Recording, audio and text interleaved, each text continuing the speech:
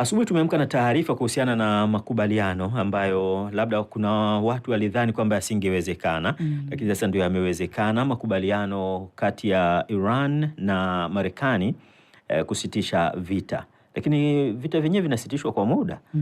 Sasa tukazungumza hapa na Majid Mjengwa, mchambuzi wa siasa za kimataifa na mwenyekiti wa jukwaa la wachambuzi. Lakini kadiri ambavyo hayo mambo yamekuwa, taarifa sasa hivi kwenye mitandao zinaendelea kutiririka. Tunaona katika soko la dunia sasa mafuta yameshuka leo Jumatatu.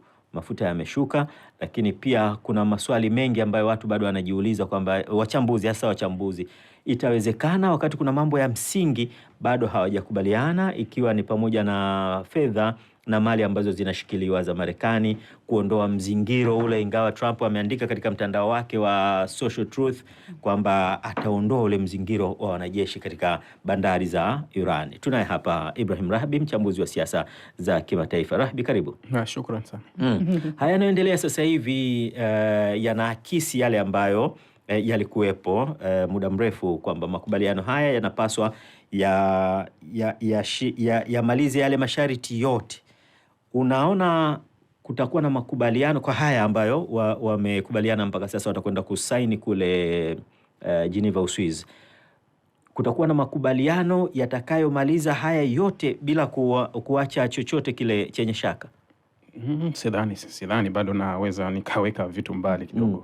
Sina uhakika sana na hili kwa sababu mwaka 2013 kwenye makubaliano ya yale yanafahamika kama JCPOA yaliyosimamiwa na Barack Obama, yalitumia miaka miwili, yakaja kusainiwa 2015. Walikuwa wanazungumza nini? Nuclear tu, wakatumia miaka miwili. Jambo hili moja, tuna Hormuz, tuna nuclear, tuna freezing asset za Irani, tuna makombora ya Irani, tuna proxy wa Irani. Tunahitaji muda gani? Ukiweka kwa kila moja ya miaka miwili inaweza isifike miaka miwili, lakini hata kama tuseme kuwa yazungumzwe kwa wakati wake, kuwa haya matatizo tunayatatua lini, yani tutafika lini kumaliza.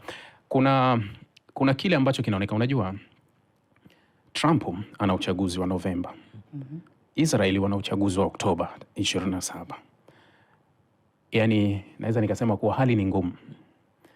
Hapakuwa na sababu ya kuendelea kubaki. Lakini pia naweza nikwambia haya makubaliano ni dhaifu mno kuliko makubaliano mengine, kwa sababu vita sio ya Marekani wala haikuwa ya Marekani.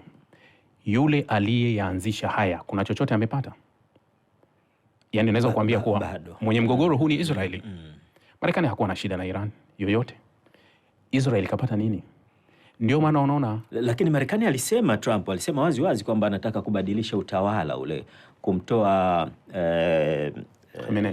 Khamenei, regime change. Hilo tuliweke pembeni kwa sababu hawataki tulijadili, kwa sababu halipo na sio katika mjadala. Tuliweke kabisa pembeni. Hata ukitoa hiyo regime change, tulikuwa tunazungumza kuhusu nuclear.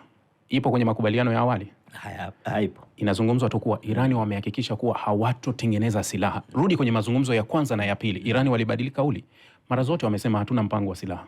Sasa kuna kitu kimeongezeka? Hakuna kilichoongezeka, kwa sababu mara zote wamesema sisi hatutengenezi nuclear. Kama unalileta leo kutuambia kuwa Irani wamethibitisha kuwa hawatatengeneza nuclear, hamna kitu kipya, kwa sababu wametuambia hata kabla ya vita. Kuna kitu kimebadilika. Hawanazungumza kuhusu makombora, hakuna mjadala. Proxy haipo kabisa katika meza. Sio, umeelewa? Trump aliandika leo kwenye mtandao wake wa Truth wakati anazungumzia hili. Nadhani nilikuwa nimeiona hapa. Anasema kuwa mkataba na Jamhuri ya Kiislamu ya Irani sasa umekamilika. Hongera kwa wote. Ninaidhinisha kikamilifu kufunguliwa kwa mlango wa bahari wa Hormuz bila malipo, na wakati huo huo naidhinisha kuondolewa mara moja kwa kizuizi cha jeshi la wanamaji la Marekani. Meli za dunia zianze, washeni injini zenu. Anamaliza vita. Hormuz alianzishia kwenye makombora. Hormuz ilikuwepo? Haikuwepo. Ndio watu watakiwa. Iran alitumia kama turufu ya kudhibiti au ya kuondoa hoja muhimu ambazo alikuwa nazo, hoja muhimu. Kwa hiyo unajua kuna watu, unapotetea hoja itetee hoja vilivyo, itetee hoja kwa ushahidi. Kuwa kipi? Jana gazeti la Israel la Haaretz asubuhi lilikuwa na andiko moja kubwa, tena kwa wino mkubwa, linasema kuwa Irani iliyokuwa inakaribia kudondoka inarudi ikiwa ndio inafanya maamuzi. Yani umeelewa? Yani wakati tukirudi tarehe za 2020 wakati Marekani kaweka mzingiro kabla ya vita. Marekani kaweka mzingiro, Israel wanaitisha Irani kila kitu. Ukiuliza watu duniani na wachambuzi, zaidi ya 70% waliamini Irani inakwenda mwisho. Zaidi ya 70% mpaka 80%. Kila mtu alijua Irani inakwenda mwisho. Leo hii mechi imegeuka juu chini. Irani anafanya maamuzi. Ndio maana unaona Trump anatangaza kufunguliwa kwa mfereji wa Hormuz kama ushindi. Hali ya kuwa haukuwepo kwenye mgogoro. Yani haukuwepo Hormuz. Tulikuwa tunajadili nuclear. Tulikuwa tunajadili makombora na uwezo wako na wewe kuwasaidia proxy wako. Leo hii haipo. Imewekwa pembeni. Kitu kingine kabisa. Kwa hiyo nani kashinda? Hatujui nani kashinda. Utajua mwenyewe nani kashinda. Lakini mwenyewe anza kuunga taarifa zako kuanzia vita ilivyoanza mpaka ilivyofika na mpaka leo wanapotangaza kuwa tunaenda kwenye makubaliano kuwa nani kapata nini kwa wakati gani. Na ingawa hayo ni ya muda, lakini mimi nataka kufahamu tu kwamba inawezekana ndio ukawa mwanzo mzuri alafu baadaye tukasikia kwamba ndio tumemaliza kabisa. Sio rahisi kwenye hili. Kama nilivyosema awali kuwa hii sio vita ya Marekani. Marekani kwa sasa Trump anachojaribu kutumia ni uwezo na nguvu yake ya kumdhibiti Netanyahu. Kitu ambacho ni kigumu sana hivi sasa. Unajua jana Israel ilifanya mashambulizi Beirut wiki jana, wakati Israel imefanya mashambulizi Beirut, Irani walijibu kwa kupiga Israel. Israel ikapiga Irani, Irani ikapiga Israeli. Trump akatuliza ule mgogoro. Bana haya yaishi yasiendelee huku. Sasa kwa kauli ya Trump au andiko la Trump la jana asubuhi baada ya Israel kufanya mashambulizi asubuhi ya Marekani. Baada ya Israel kufanya mashambulizi, Trump aliandika andiko anasema sikutarajia kitu kama hiki ambacho tulikuwa tumebaki saa moja tu kusaini makubaliano. Kwa nini kama haya makubaliano yako upande wao, kwa nini Israel hayavuruge? Maana yake kuwa sio kile Israel anakitaka.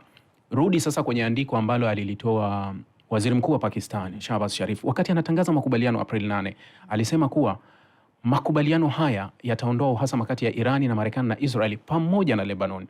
Ghafla Israeli wakatoa wakasema no, Lebanoni haihusiki. Trump akasema Lebanoni haihusiki. Na viongozi wengi wa magharibi wakasema Lebanoni haihusiki. Ilikuwa lengo kuitoa Lebanoni kwenye mgogoro ikae pembeni ili Israeli aweze kuitumia kama turufu. Irani akajua mchezo huu akasema ni lazima Lebanoni irudi kwenye mazungumzo ya msingi ya Irani. Sasa wanakwenda kwenye makubaliano ambayo wanakubaliana na Irani kuwa Lebanoni ipo. Yani ni kama kumpokonya Israeli kuwa hauwezi tena kufanya maamuzi kwa sababu Irani anasema kuwa kama hakutokuwa na utulivu ndani ya Lebanoni au kama mashambulizi yataendelea hakuna makubaliano. Yani hatufiki kokote. Sasa ni kuilazimisha Marekani agombane na Israel dhidi ya Lebanoni kuwa Lebanoni irudi. Na hilo linawezekana kwamba hawa mabwana wawili wakagombana kwa sababu ya kusitishwa tu kwa hivi vita. Kuna Marekani, kuna Israeli, kuna Netanyahu na kuna Trump. Lazima tutofautishe hivi vitu. Inabaki Marekani na Israeli ni wenye uhusiano, haijalishi nani yupo madarakani, lakini kuna wakati kila mmoja anajaribu kunusuru nafasi yake ili kubaki kuwa na power. Netanyahu anaitaka vita kwa sababu ndio pekee inamfanya abaki kuwa na mamlaka, ajinusuru na mambo mengi. Trump anataka atoke kwenye vita, ndio kitu pekee kinachompa nafasi ya kubaki na mamlaka na kubaki kuwa na nguvu. Nani anaweza kumdhibiti mwenzake? Nadhani iko sasa ugomvi unaokuja kwa sasa. Ndio maana unaona kuwa wakati Israel imeshambulia Beirut jana, tayari Irani walisema kuwa hakuna shambulizi litapiga Beirut liachwe bila majibu. Na usiku Irani wakatangaza kuwa tumefunga anga. Tayari vyombo vya habari vya Israel vikasema tunajiandaa na shambulizi lolote la wakati wowote kutoka Irani. Wakati huo vyombo vya habari vya Israel wanajadili kuwa Trump anakimbizana kuwapa ofa Irani wasifanye mashambulizi kwa sababu watavuruga mazungumzo.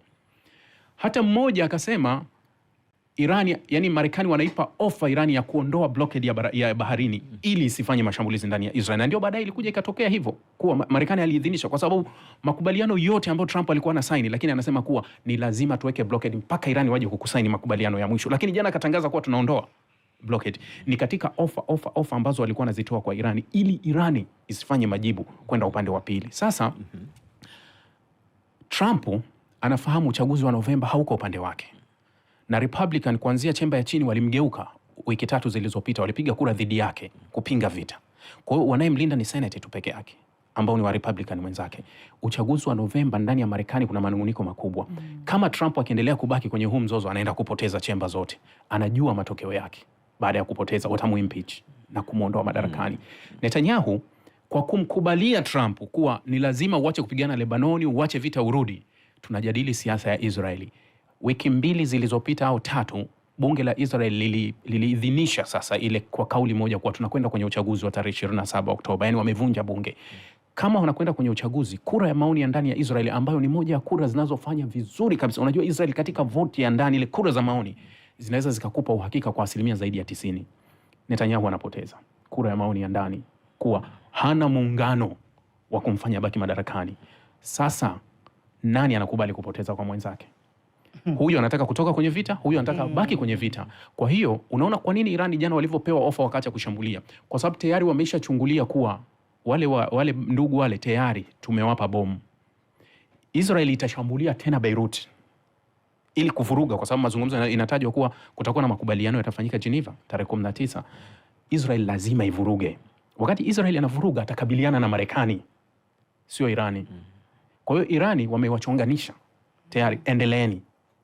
Wakati dunia inapokea haya makubaliano, yanasema okay, Irani wamekubali na kila kitu na nchi zote duniani kubwa yani zimekubaliana na hili, Israeli itayavuruga. Kwa hiyo Israeli itakabiliana na ndugu zake kwenye hili swala, wakati Irani atakuwa pembeni anawaangalia. Wakati huo wao hawajadili makombora yake wala nyuklia yake, amewaacha tu na vita yao. Ni kama Irani amekuwa na turufu nzuri katika mchezo huu wa vita hivi, ama katika hivi vita ambavyo vilikuwa vinapiganwa. Maana sasa kuelekea kwenye kusitishwa, tuseme kwamba hivyo vita vilikuwa. Huu mlango wa Hormuz utakapofunguliwa, hakuna namna yoyote pengine Marekani na Israel na mataifa mengine wakafanya namna ya kudhibiti? Kwa dakika chache.